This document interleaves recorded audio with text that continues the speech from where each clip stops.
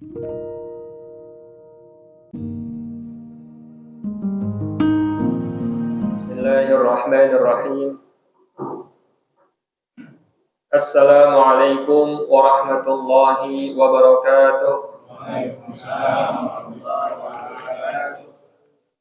Alhamdulillah, alhamdulillahilladzi hadana lihada wa ma kunna linahtadiya laula an hadana Allah.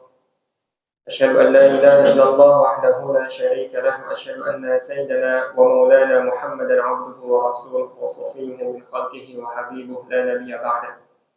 Allahumma salli wa sallim wa barik ala sayyidina Muhammad salatan yasfu biha qalbi wa yuhibu biha wasli wa yadumu biha unsi wa yashhadu biha wa nashhadu biha jamal rabbi wa ala alihi al-athhar wa ashabi al-akhyar wa sallim tasliman kathira amma ba'd.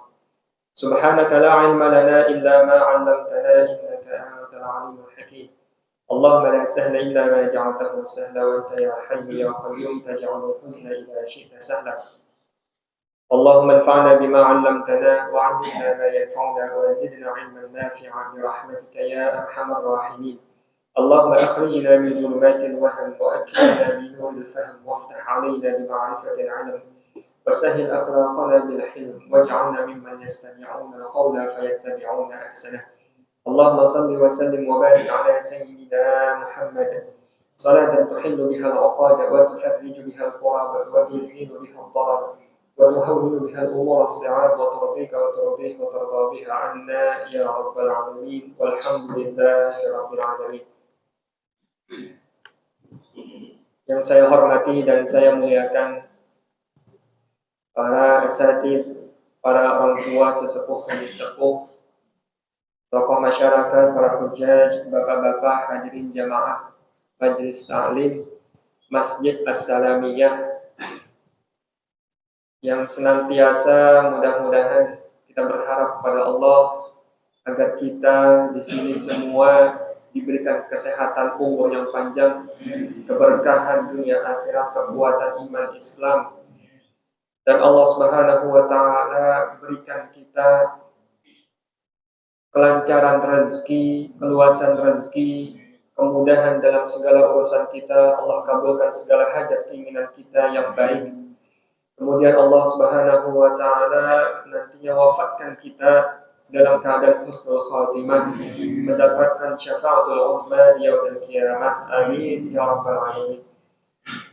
Dan wabil khusus yang kita hormati dan kita muliakan guru kita al-mukarram wal muhtaram Kiai Haji Dr. Andes Muhammad Sa'id, mata'amallahu bi tuli hayatihi wa nafa'na bihi wa bi'ulumihi fid dharain amin. Mudah-mudahan beliau senantiasa diberikan sehat, panjang umur, berkah dunia akhirat.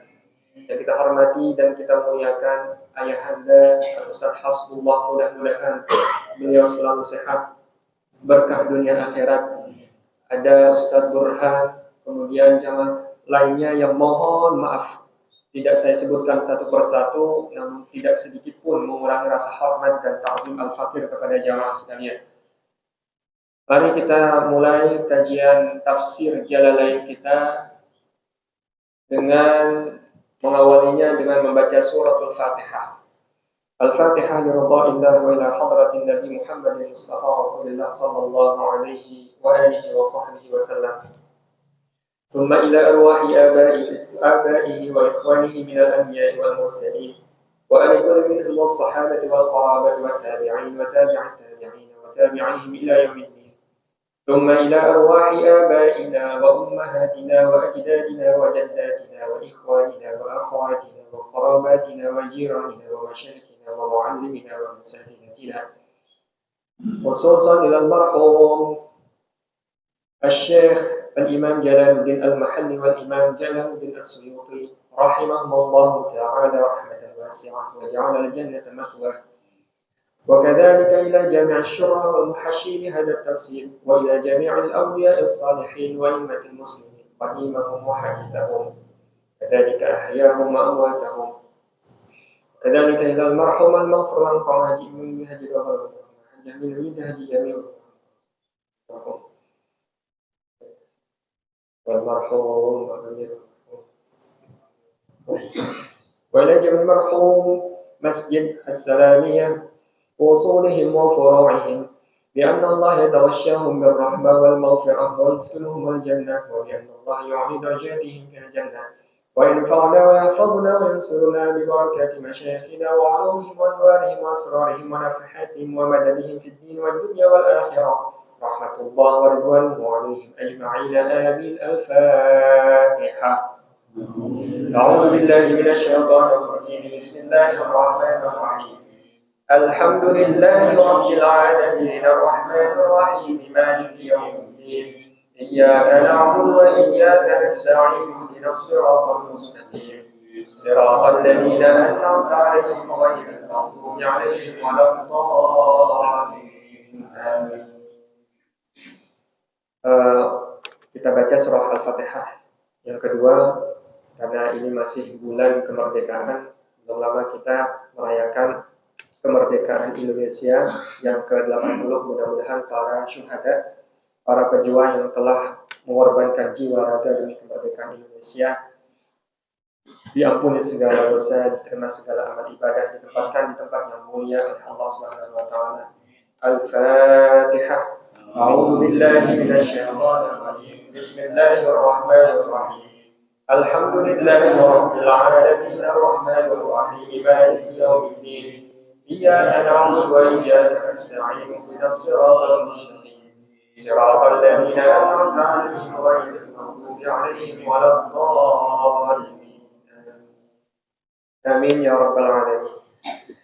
Jemaah sekalian yang dimuliakan oleh Allah, sebelum memulai pembacaan tafsir kita ayat ke-25, karena ini momennya adalah momen kemerdekaan, Al-Fakir ada sedikit ingin menyampaikan sedikit ya tentang sesuatu.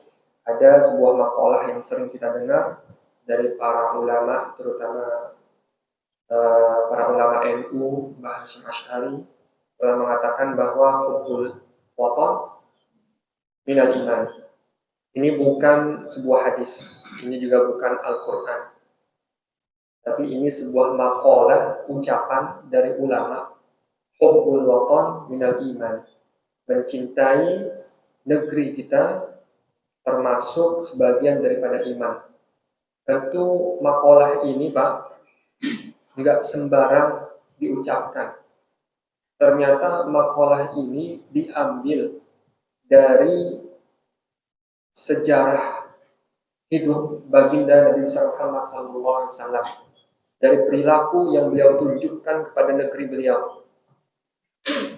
Rasulullah SAW dahulu, sebelum beliau diangkat,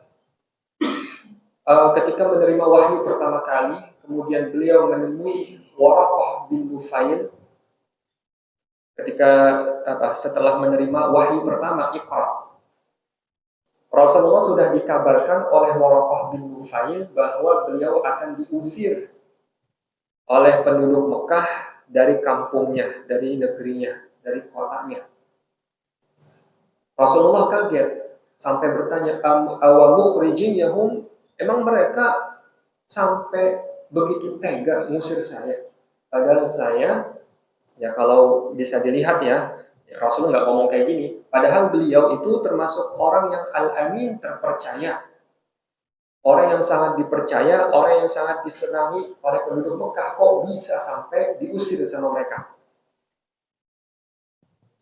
Kemudian ketika hijrah datang, perintah untuk hijrah ke Madinah, Rasulullah SAW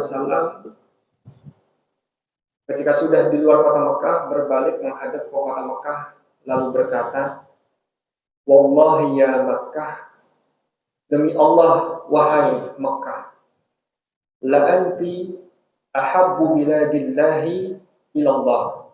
Engkau wahai Mekah adalah negeri Allah yang paling dicintai oleh Allah. Wallahi ya Makkah,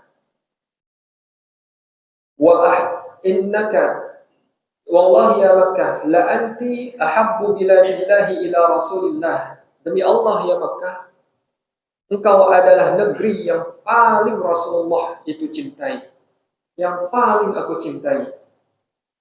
Sedih Rasulullah meninggalkan kota Mekah ketika hijrah datang, perintah hijrah datang. Walaula anna qaumaka akhrajuni minki walaula anna qaumaki akhrajuni minki ma kharajtu. Kalaulah kaummu, pendudukmu, wahai Makkah, tidak mengusirku, niscaya aku tidak akan keluar. Itu kata Rasulullah. Dari sini menunjukkan bahwa ada perintah anjuran untuk kita mencintai negeri kita sendiri, tanah kelahiran kita. Inilah yang dicontohkan oleh Rasulullah. Dan kalau bisa dikatakan, sikap beliau ini termasuk sunnah. Karena sunnah itu bukan hanya ucapan, tapi juga perbuatan. Dan Rasulullah perbuatannya adalah mencintai negerinya. Walaupun tidak secara langsung mengucapkan, cintailah negeri kalian. Enggak. Kemudian setelah Rasulullah mengucapkan kalimat tersebut, Rasulullah berangkat menuju ke kota Madinah. Malaikat Jibril turun. Malaikat Jibril turun untuk menghibur baginda Rasulullah SAW. Apa kata Malaikat Jibril? Kemudian Malaikat Jibril mengatakan, seraya menurunkan Al-Quran, Innalladzi farada 'alaikal Qur'ana laradduka ila ma'ad. Innalladzi, sesungguhnya zat yang farada 'alaikal Qur'an, menurunkan Al-Quran kepada engkau wahai Muhammad, laradduka ila ma'ad, niscaya akan mengembalikan engkau wahai Muhammad ke tempatmu semula. Itu udah janji Allah bahwa enggak usah sedih, nanti ada waktunya engkau akan kembali ke tanah kelahiranmu. Ini ayat ini jamaah sekalian, pengalaman Al-Fakir di kota Alexandria sana, ketika Al-Fakir mengaji dengan almarhum Syekh Abdussalam Al-Shita, guru dari guru Al-Fakir. Ketika kita ngaji zikir di satu rumah, ya, setelah selesai ngaji, kita kan rumahnya itu bentuknya kayak rumah susun lah.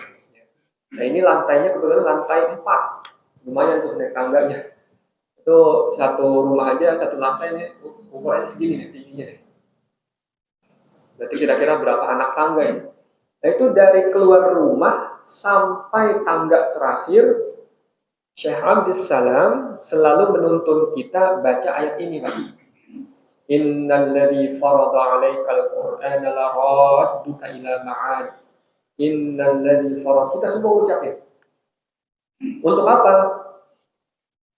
Agar suatu hari nanti Allah mengumpulkan kita lagi ke rumah itu, buat zikir lagi di situ, buat kajian lagi di situ. Nah, maka nanti kalau sekiranya kita mau pergi dinas keluar kota sampai 2 tahun atau setahun, akhirnya kan kita ninggalin rumah kita. Baca nih ayat ini, Innalladzi farada 'alaikal Qur'ana laradduka ila ma'ad. Dengan harapan apa? Agar nanti Allah memberikan kita kesempatan untuk balik lagi ke sini. Gitu kira-kira. Jadi bisa dipraktekkan. Nah ini perilaku Rasulullah ini menunjukkan bahwa hubbul waton minal iman. Mencintai negeri itu termasuk daripada iman. Kira-kira seperti itu. Mari kita masuk ke kajian tafsir Jalalain kita, ayat surah Al-Baqarah ayat ke-25. A'udzu billahi minasyaitonir rajim. Bismillahirrahmanirrahim. Wa basyiril ladzina amanu wa 'amilus shalihati anna lahum jannatin tajri min tahtihal anhar. كلما رزقوا منها من ثمرة رزقا قالوا هذا الذي رزقنا من قبل وأتوا به متشابها ولهم فيها أزواج مطهرة وهم فيها خالدون وبشر ay akhbir, wa basyir ay akhbir. Basyir itu artinya akhbir, kata Imam Suyuti. Akhbir artinya berikanlah informasi, kasih tahu. Tapi basyir dengan akhbir itu beda, Pak. Akhbir kasih tahu umum tentang apa aja. Tapi kalau basyir kasih tahu hal-hal yang menyenangkan, bukan hal-hal yang menyeramkan. Makanya kesenangan, kegembiraan itu disebut dengan bisyarah. Kalau kita lagi tahlilan, lagi maulid, lagi jeda sebentar buat nganterin makanan ke jamaah, kita nyebutnya biasanya mubasyir, silakan keluar nganterin makanan. Mubasyir orang yang membawa kegembiraan. Karena kan kita udah dari awal ngikutin acara udah lapar. Nah, mubasyir itu yang bawa-bawa makan disebut mubasyir. Yang bawa-bawa makan disebut mubasyir. Karena memberikan kita kegembiraan. Jadi beda antara bisyarah dengan khobar. Kalau berita, informasi yang berisi peringatan itu namanya nadir. Kita udah bahas sebelumnya. Kemudian wabasyiril ladina amanu. Ini sebenarnya bacanya basyir, Pak. Basyir. Kemudian alladina amanu. Tapi kok di sini rohnya di kata basyir dikasih kasroh, wabasyiri. Wabasyiri harusnya disukunin, basyir. Dalam ilmu nahwu ini disebut kata perintah, fi'il amr. Fi'il amr dia bentuknya sukun di huruf terakhirnya. Kayak misalnya kalau minum, ishrob sukun baknya. Ishrob bukan ishrobi. Makan, kul bukan kuli. Kalau kuli bangunan. Kuli enggak, kul pakai kaf ya, pakai kok. Kalau pakai ko artinya katakan, ngomong, kul. Nah di sini kasroh, basyiri, harusnya kan basyir. Kenapa? Ini dalam ilmu tajwid juga dipelajari, namanya iltiqa'us sakinain. Iltiqa'us sakinain artinya bertemunya dua sukun. Basyir, roknya sukun. Alladzi alifnya sukun. Orang Arab itu nggak suka, Pak, sukun ketemu sukun. Sukun ketemu sukun mereka nggak suka. Permasalahannya gimana? Solusinya gimana? Solusinya kalau ada sukun ketemu sukun, maka huruf pertamanya itu harus dikasih harokat. Dan harokat yang biasanya sering digunakan adalah kasroh. Harokatnya kasroh. Makanya dibacanya basyiri. Wabasyiri. Tapi bisa nggak kalau harokatnya fathah? Bisa di beberapa kondisi. Kalau huruf sebelumnya berbaris kasroh. Contohnya min. Min artinya dari, Pak. Min artinya dari. Nunnya sukun. Tapi kalau kita jadikan satu kalimat, misalnya minal masjidi, minal masjidil aqsa, minal masjidil harami, minal masjidil harami. Harusnya kan min al masjidil haram. Tapi di sini nunnya yang harusnya sukun dikasih harokat kasrah, fathah.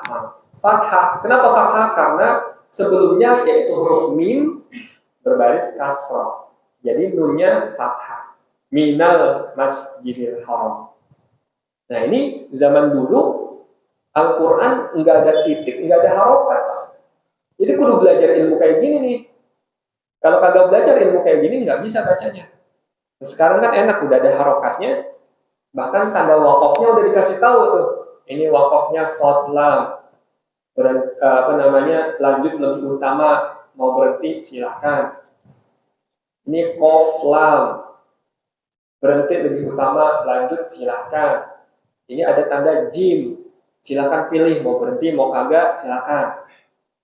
Asal jangan berhenti baca Quran. Berhenti wakaf aja, baca Qurannya jangan berhenti. Wa basyiril ladina amanu.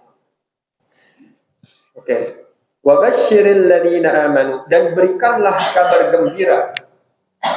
Ini adalah perintah dari Allah. Kepada siapa Allah merintah? Allah memerintahkan dalam ayat ini ada dua pendapat. Yang pertama kepada Rasulullah SAW.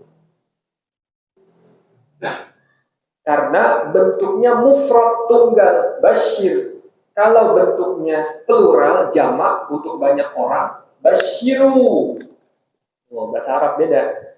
Basyir untuk satu orang, basyiru untuk banyak orang. Nah, di sini basyir berarti menunjukkan satu orang, yaitu Nabi besar Muhammad SAW. Tapi pendapat kedua ada yang mengatakan untuk semua kaum muslimin.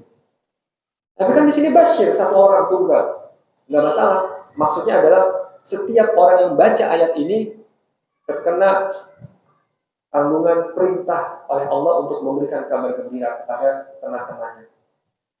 Kalau kita lagi baca wa basyiril ladina amanu, dan berikanlah kabar gembira oleh kamu kepada orang-orang yang beriman. Di situ seakan-akan Allah lagi ngomong ke kita disuruh untuk kasih kabar gembira. Gitu kira-kira. Itu dua pendapat tentang basyir. Allah di sini berbicara kepada Nabi Muhammad SAW atau kepada kita secara langsung. Wa basyiril ladina amanu, dan berikanlah kabar gembira oleh kamu alladzina amanu, akan orang-orang yang beriman, shadaqu billah, orang-orang yang meyakini Allah Subhanahu wa taala, wa amilus shalihat, dan juga orang-orang yang beramal soleh. Nah, ini menunjukkan bahwa keimanan dan perbuatan baik, amal soleh itu saling berkaitan. Tapi ada yang mengatakan kita dengan iman saja bisa selamat masuk surga tanpa melakukan amal soleh. Kenapa? Karena amal soleh itu hanya sebagai sebagai kita nanti masuk surganya itu level berapa, nentuin level kita nanti di surga. Kalau misalnya kita hanya beriman saja, kagak beramal soleh, walaupun kagak seacan-acan ya bahasa kita, kagak ngelakuin sholat, kagak ngelakuin apapun itulah. Nah nanti mungkin kita masuk surga, tapi surga paling rendah tuh. Dikit-dikit salah duduk udah nyemplung ke neraka. Bisa jadi kayak gitu, wallahu a'lam. Tapi itu sebagian pendapat ulama. Karena memang amal itu bukan amal itu bukan bagian dari iman, Pak. Amal itu bukan bagian dari iman. Amal itu hanya sebagai bukti keimanan kita. Kayak ini. Amal dan iman itu dua hakikat yang berbeda. Tapi berkaitan. Sama kayak wudhu sama sholat. Wudhu sama sholat sama nggak, Pak? Enggak kan? Beda. Tapi kalau saya tanya, ruku sama sholat sama nggak? Sama, karena ruku bagian sholat. Wudhu bagian sholat bukan? Bukan. Dia sesuatu yang berbeda dari sholat tapi berkaitan. Karena wudhu itu adalah syarat. Amal juga ini, amal perbuatan, itu dia bukan keimanan. Tapi dia berkaitan dengan keimanan. Maka nanti ada di dalam kitab Tauhid itu membahas tentang apakah amal itu mesti ada atau tidak. Apakah amal itu merupakan bagian dari keimanan atau bukan. Kalau amal bagian dari keimanan, maka orang yang hanya beriman saja dengan hatinya tapi perbuatannya itu tidak beramal, dia kafir.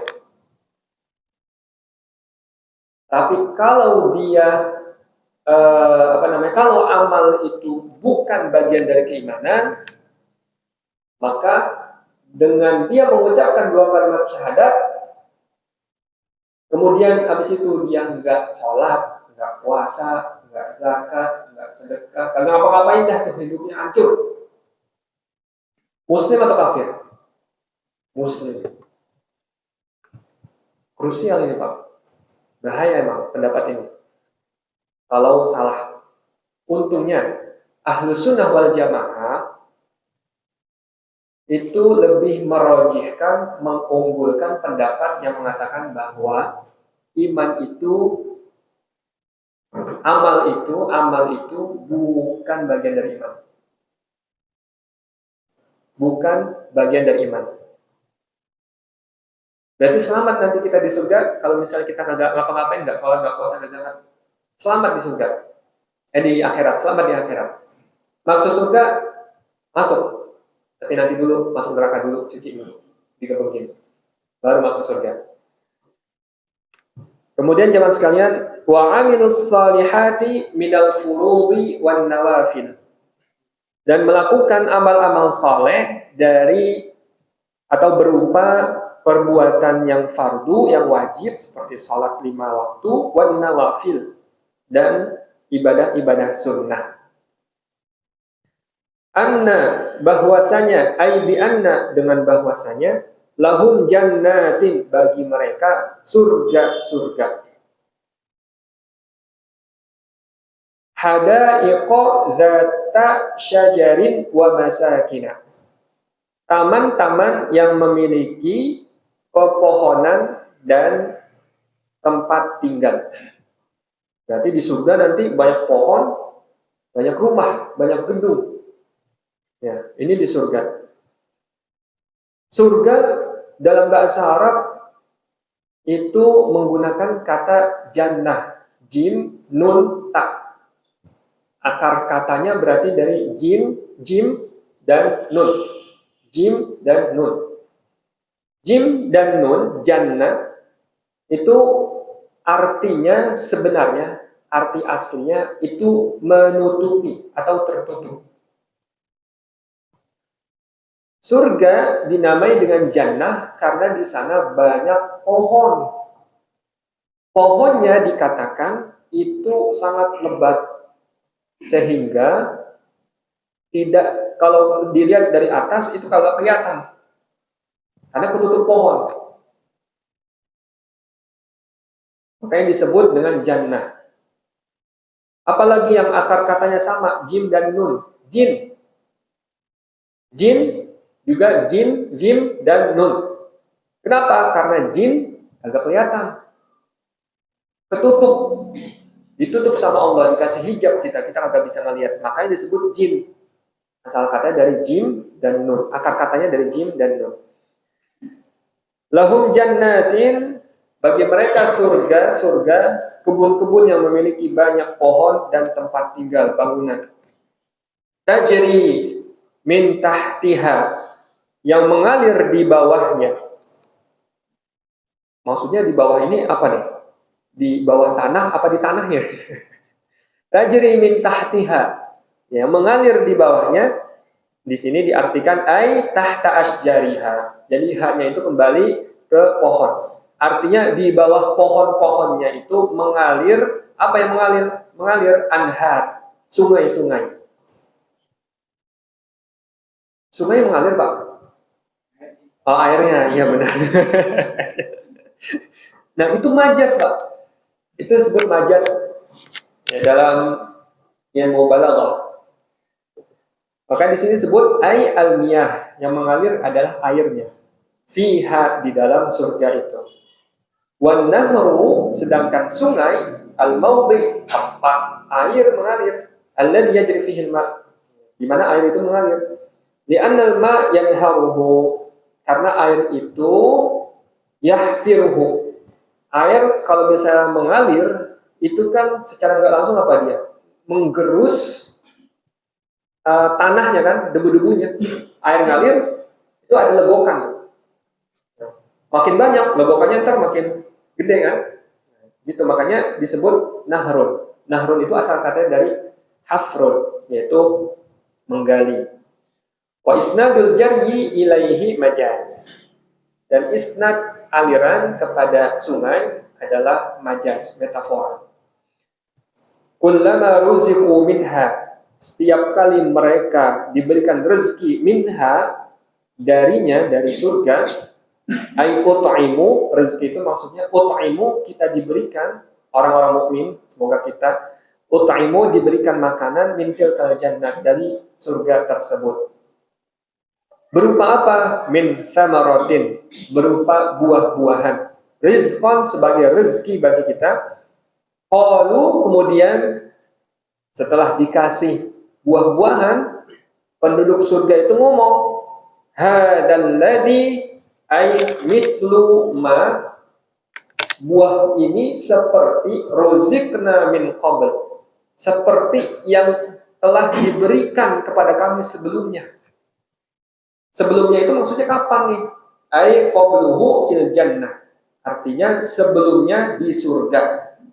Litasyabuhi thimariha biqarinatin, karena ada keserupaan buah-buah yang ada di surga, biqarinati wa utubihi, dengan indikasi firman Allah wa utubihi, aiji'u, artinya mereka didatangkan, diberikan, birrizki, dengan rezeki, mutasyabiha, yang serupa, ay yushbihu ba'duhu ba'da, menyerupai antara yang satu dengan yang lain, launan, warna, wa yakhtalifu ta'man, dan berbeda rasa. Jadi di surga itu, Pak, ngomongin surga ini saya belum pernah. Di sini penduduk surga ketika dikasih buah sama Allah, disuruh makan, mereka ngomong, hadzal ladzi ruziqna min qabl. Lah, ini yang udah dikasih sebelumnya nih. Artinya apa? Sama. Bentuknya sama. Nah, di sini kata min qablu, para mufassir menafsirkannya dengan dua. Yang pertama, tafsiran dari Imam Suyuti di sini. Sebelumnya di surga. Jadi ketika sampai di surga pertama kali, kita dikasih buah, bentuknya kita nggak tahu, belum tahu. Kemudian kita makan, selesai. Datang waktu siang misalnya, kemudian kita dikasih lagi, buahnya sama. Makanya ngomong, hadzal ladzi ruziqna min qabl. Di siang hari kita ngomong, lah ini tadi nih yang dikasih pagi. Gitu, Pak. Tapi, Pak, sekalipun sama bentuknya, beda rasanya. Beda rasanya. Karena di surga itu kenikmatan yang nggak bisa kita kira. Kenikmatannya itu bertingkat-tingkat. Ketika dimakan, lebih nikmat. Nanti malam dikasih lagi, misalnya, atau ketika kita inginkan, kita minta, kita makan, beda lagi. Makin enak lagi, makin enak, makin enak. Itu kenikmatan di surga. Itu penafsiran pertama. Penafsiran kedua, min qablu, artinya adalah waktu kita di dunia. Kita masuk surga, melihat, wah, pisang lagi. Sama ini kayak saya makan dulu di dunia. Nah, di surga ketemunya pisang juga. Katanya lebih enak, nanti pisang. Udah pisangnya pisang, inilah pisang kondangan apa yang kecil. Udah Lampung. Kali pisang yang mahal, pisang tanduk gitu. Ini pisang Lampung, sama. Ini kayak yang di dunia. Tapi pas dimakan, rasanya ingat. Rasanya nikmat. Lebih nikmat daripada yang di dunia. Kenapa ditafsirkan seperti itu? Karena manusia ketika disuguhkan makanan yang kita nggak tahu, nggak biasa, nah, diri kita pasti akan waspada nih, wanti-wanti. Waspada. Makanya dikasih buah yang mirip dengan di dunia, agar kita tidak waspada lagi. Kita tahu, kita kenal, wah durian ini pasti makan, enak banget, kira-kira gitu. Makanya kalau misalnya saya bawa buah dari Mesir, buah tin, bentuknya bulat kayak gini, warnanya hijau, saya kasih, belum pernah melihat apaan ini. Makannya juga Ya kan itu jadi waspada kita. Kenapa? Karena kagak biasa. Kagak ada buah tin. Buah delima jarang nemuin. Belinya juga mungkin 20 tahun sekali. Di Mesir banyak. Jadi intinya penafsiran kedua seperti yang sebelumnya, yaitu di dunia, jadi kita tuh udah nggak waspada lagi dengan buah tersebut. Wa utubihi mutasyabiha, dan didatangkan, diberikan kepada mereka buah yang mirip antara yang satu dengan lainnya. Walahum fiha azwajum mutahharatu wa hum fiha khalidun. Dan bagi mereka fiha di surga azwajun. Apa azwaj, Pak? Tahu banget. Istri-istri. Minal hur, daripada hur, bidadari. Hur itu jamak, bentuk jamak dari haura. Kayaknya anak perempuan cakep tuh, dinamain haura. Haura. Haura. Minal hur wa ghairiha, dan selainnya, selain hur. Hur, hurun ain. Hur itu artinya menunjukkan keindahan mata. Ain mata, keindahan mata, celak mata. Karena yang matanya indah, ya, itu dijadikan sebagai simbol keindahan di Timur Tengah sana. Makanya seperti kuhel, celak mata, nah itu kan dijadikan sebagai bentuk keindahan. Hurun ain, bidadari mutahhara, yang telah disucikan, minal haid, dari haid, wa kulli qadarin, dan segala kotoran. Berarti itu bidadari nggak pernah pipis, agak pernah pupuk, agak ada tuh yang namanya haid, apalagi darah nifas, bahkan darah, kalau nggak salah saya ingat, darah juga nggak ada. Pokoknya indah banget, cakep banget itu hornin. Katanya sih begitu. Saya belum pernah lihat. Saya pengen bahas hurun ini, ngeri-ngeri sedap. Wahum fiha khalidun, dan mereka di surga nanti kekal. Hurun ain ini, Pak, ada dua pendapat. Pertama yang mengatakan bahwa hurun ain itu adalah bidadari yang berasal dari surga. Mereka adalah wanita-wanita surga yang disiapkan untuk orang-orang mukmin, bukan mukminah ya, mukmin. Mukmin, bidadari. Kalau mukminah, bidadara. Berarti perempuan, istri-istri kita itu dapat juga bidadara. Wah, kagak ikhlas saya. Bidadara, kalau mereka ingin, Allah ciptakan. Tapi kan di sini disebutnya cuma hurun ain. Hurun ain itu adalah istilah untuk bidadari, bukan bidadara. Berarti bidadari khusus untuk laki-laki. Ada mengatakan iya, mufasir mengatakan iya, bahwa di surga nanti hanya ada bidadari untuk laki-laki. Sedangkan perempuan nggak dapat bidadara. Pendapat kedua mengatakan bahwa laki-laki dan perempuan itu akan mendapatkan bidadari dan bidadara. Jadi kita jangan mengkiaskan, memikirkan dunia dengan surga ya. Karena nanti di surga nizamnya, aturannya udah beda, Pak. Udah beda. Karena kata Allah dalam Al-Quran, wa naza'na ma fi sudurihim min ghillin. Allah udah tarik, udah cabut, udah hilangin di hati-hati mereka, kita nih semua orang-orang mukmin, ghil. Itu nggak ada lagi rasa cemburu, nggak ada rasa marah, nggak ada rasa, semuanya beda. Semuanya yang ada hanya kebaikan. Yang ada hanya kebaikan. Nah, laki-laki perempuan itu dapat bidadari dan bidadara. Dalilnya mana? Asy-Syaikh Buti di dalam tafsir beliau ketika menafsirkan ayat ini, beliau mengambil firman Allah, fiha ma tashtahil anfus, fiha ma tashtahihil anfus, wa taladzul a'yun. Di surga itu terdapat banyak sekali hal-hal yang dapat menyenangkan syahwat kita. Wa taladzul a'yun, dan membuat mata kita ini lezat, indah memandang. Di sini anfus, Pak. Anfus itu umum. Anfus itu artinya jiwa. Jiwa itu untuk laki-laki dan juga perempuan. Berarti perempuan dapat juga bidadara. Dan Islam selalu mengajarkan kesetaraan antara laki-laki dan perempuan. Kesetaraan hak dan kewajiban. Ini maksudnya beda ya, bukan maksud laki-laki tentu diberikan kelebihan yang tidak dimiliki perempuan, perempuan juga diberikan kelebihan yang tidak dimiliki laki-laki. Semua masing-masing punya tugas dan kewajibannya masing-masing. Kemudian kalau misalnya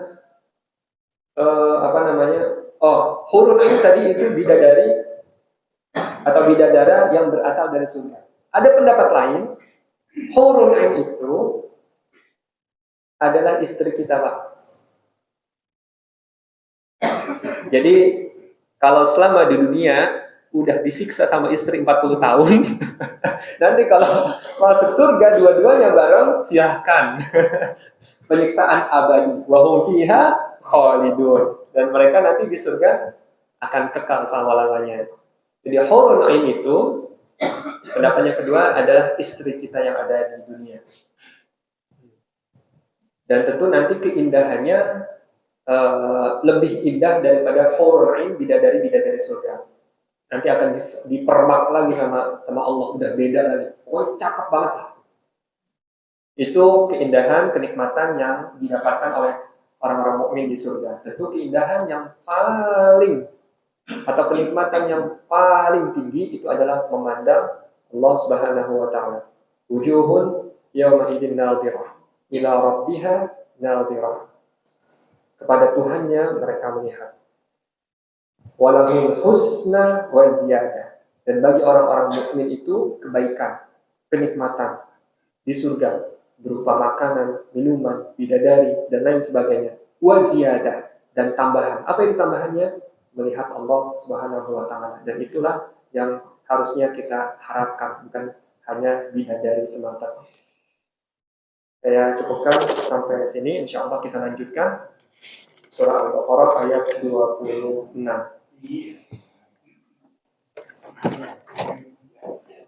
Oke, nanti kita dan istri-istri kita akan dikumpulkan lagi di surga. Kalau kita punya banyak istri, lebih dari 3, lebih dari 4, itu bisa kita kumpul bareng-bareng. Tapi kalau perempuan yang punya lebih dari satu suami, maksudnya apa? Ditinggal mati atau cerai gitu. Tinggal mati. Kalau cerai kan berarti udah gak ada hubungan lagi nanti di akhirat. Ditinggal mati. Udah tinggal mati, nikah lagi, tinggal mati lagi, nikah lagi, tinggal mati lagi. Nah, berarti lakinya, suaminya 3. Ada 2 pendapat. Yang pertama, dia nanti bisa memilih mau sama siapa. Mau sama siapa nanti di surga. Ada pendapat yang kedua, dia nanti sama suaminya yang terakhir. Makanya sahabat Abu Darda radhiyallahu ta'ala anhu arda itu membuat janji suci di antara beliau dengan istrinya untuk tidak menikah lagi siapapun yang meninggal duluan. Karena apa? Beliau berdua ingin kembali disatukan oleh Allah nanti di surganya. Kira-kira seperti itu. Bismillahirrahmanirrahim. Ya Rabbana tarafna bi annana tarafna wa annana asrafna ala lama asrafna fatub alaina tawbah tawsilu kulla hawbah واستر لنا العورات وآمن الروعات واغفر لوالدينا ربي ومولودينا والآن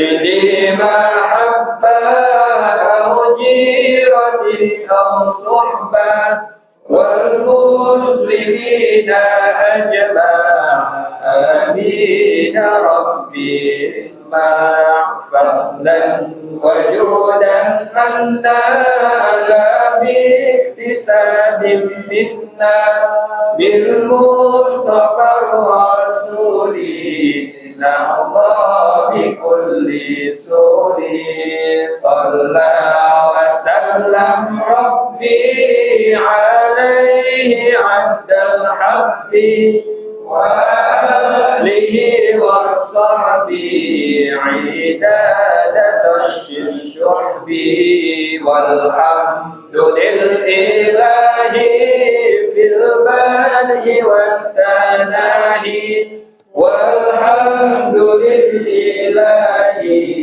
في البدء والتناهي سبحانك اللهم وبحمدك أشهد أن لا إله إلا أنت أستغفرك وأتوب إليك. Dari saya cukup sekian, mohon maaf jika ada kesalahan, mohon diluruskan jika ada yang keliru. Assalamualaikum warahmatullahi wabarakatuh.